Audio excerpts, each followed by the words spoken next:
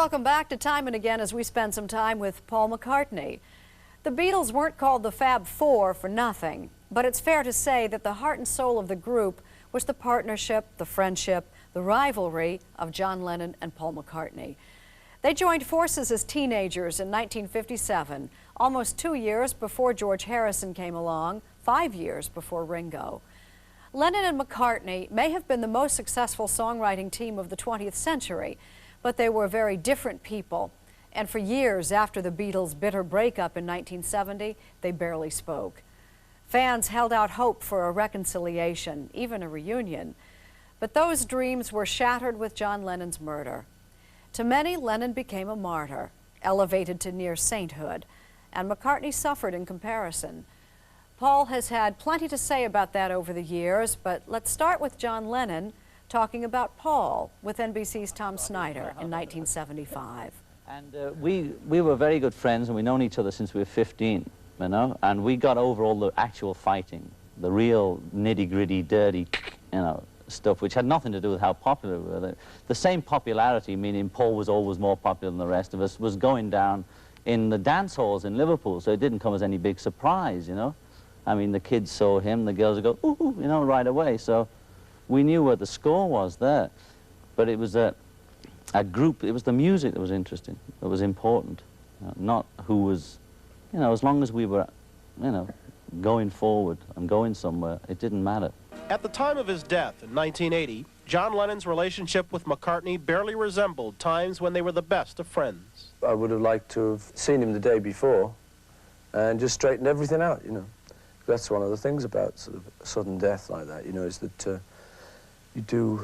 are many things left unsaid, you know. But on that angle, really, I didn't feel quite so bad because, like, the last time I had spoken to him, we had actually cleared a lot of our differences up, and we'd sort of... Well, you see, one of our big problems over the last 10, 12 years had been the business thing. And we found that we could talk to each other as long as we were talking about kids, talking about stuff like that. It was really easy. And we could get on fine, and it was, wow, you know, well, how are your kids? Wow. And we'd be going to be terrific, you know. And suddenly, either one of us would kind of say, oh, what about the Apple thing then? And he'd get real mean, wow, you know, because, I mean, that was like a serious game of Monopoly, that. You have said in the past that you were sorry about was the Beatles' reaction to John and Yoko's love. Would you, if you're willing to, talk a little bit about that? Yeah, I mean, you know, I'm getting a little easier on myself these days. You know, when all that happened, I did feel very, oh my God, oh, I've stepped on someone's toes. Nowadays, I think, well, wait a minute, come on. I mean, you know, just me growing up, like they were growing up. And looking back on it, I didn't really do so much to hurt people.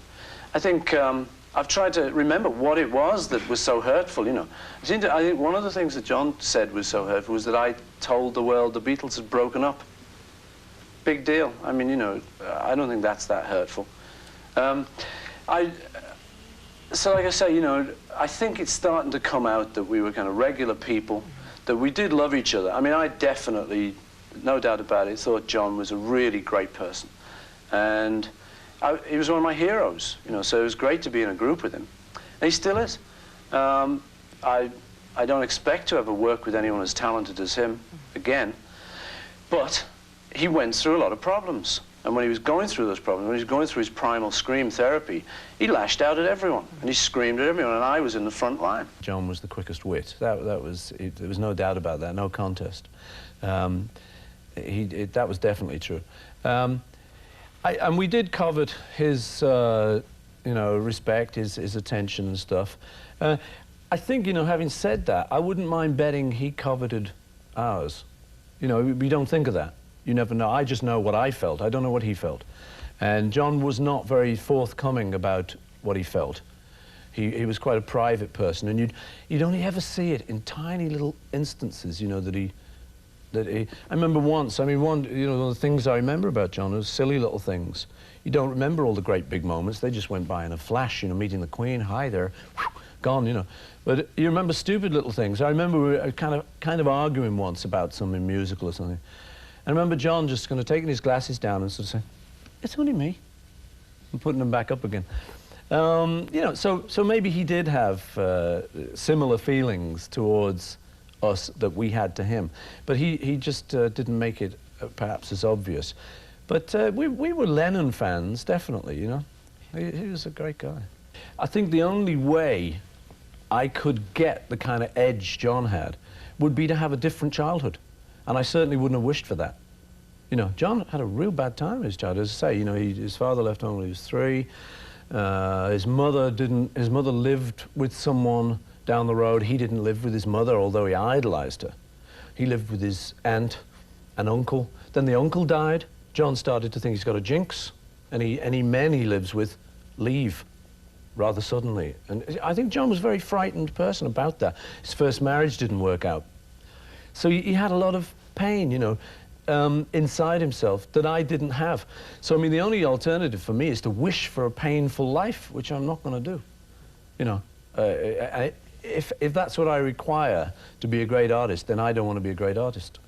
Maybe then the best situation is not to have to live the life, but to have him there as a sounding board.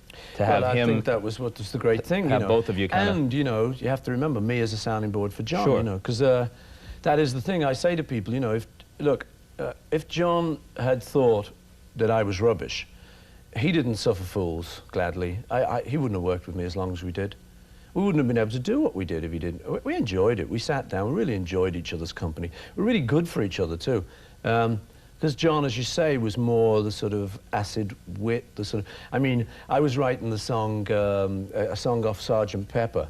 And John, it was always great this way, you know. I was writing the song and he's sitting by the side. He had a guitar or some piano. I'm going, it's getting better all the time. And he's going, it couldn't get much worse. And you go, oh, get it down, you know. That's fantastic, you know. And I'd say, I don't care what people think or how they analyze it. I think if John was here now, I don't think he'd say he was the only one in the Beatles or that he was the soul of the Beatles. I think he'd admit that it was a pretty equal affair, really. But, you know, having said that, he was great. And I'm more than proud to have worked with someone like him. It was a great experience, you can imagine. In New York City, of course, there's a kind of a special claim, I suppose, on John Lennon. And when you think about your relationship with him, do you think of only the good bits as well and try to remove the bad bits? Yeah, you do. I think that's one of the great things about time and memory, you know. It's like the terrible holidays you had where it rained. You remember the one great day, you know. And John and I had our bad moments, but relatively in the time we spent together, which was quite a long time, we had a great time. And we loved each other, you know. But do the memories of him resonate anymore when you come to New York City, which is where his life finally ended? Sure, yeah. I happened to be out jogging in the park this morning, you know, so I'm looking at the Dakota, I'm looking out for strawberry fields, I'm thinking of him as I run. We read each other, we'd grown up together. What do you mean you read each other? We'd been teenagers together. I'd been sitting in his bedroom listening to Fats Domino, Chuck Berry. We'd been taking down the words together when we were like 16, 17. So we'd actually grown up together. So that if he said, you know, it's got to be like Chuck Berry, I knew what record he meant. I knew even what line he was talking about. You know, so we read each other in that respect. When you have a great collaboration like that, is it tough when you don't have that collaboration anymore? What it is that before we ended our collaboration, John and I, we were writing separately.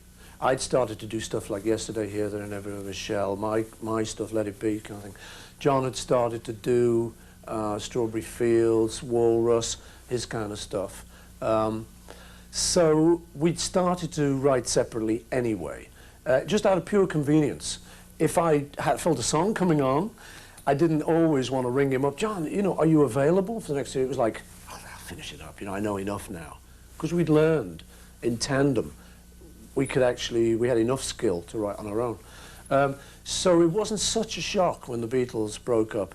I was still able to write, like, Maybe I'm Amazed and My Love without too much problem. I didn't have to keep looking around over my shoulder for John to help me. Right. Because like something like, I say, Hey Jude and that had been very much solo effort and stuff.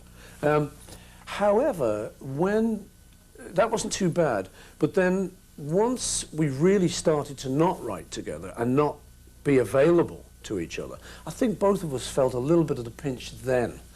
And since he died, to me, I refer to him now probably more than I did in that sort of post-Beatle period.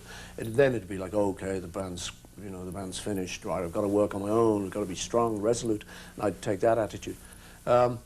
Since then, I think, you know, if I'm looking for something, I'm trying to see if a line is crummy, or if I'm trying to find something good to say, I might, in my mind, just sort of check with John and sort of say, what would he think of that? You know,